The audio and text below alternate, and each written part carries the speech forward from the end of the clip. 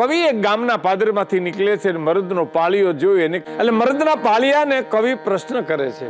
કવિ લખે છે કે આજ પૂછું તને પાળિયા રે મારા દલડા કેરી વાત રે, મારા દલડા કેરી વાત. પાદરમાં તું કેમ ખોડાણો, સિંદૂરથી તું કેમ રંગાણો. એ મરદના પાળિયા, હું તને પૂછું છું કે તું અહીં ખોડાણો કેવી રીતે? તને કોણ આ સિંદૂરથી રંગી ગયું છે? પાળિયો જવાબ આપે, જીવાર ચડી જે ગામ મારે તે દી બુંબિયા વાગ્યા એ ઢોલ રે, તે દી બુંબિયા વાગ્યા ઢોલ. દેકારા થયા, બારોટિયા આવે છે, દુશ્મનો આવે છે, ગામને રંજાડે છે.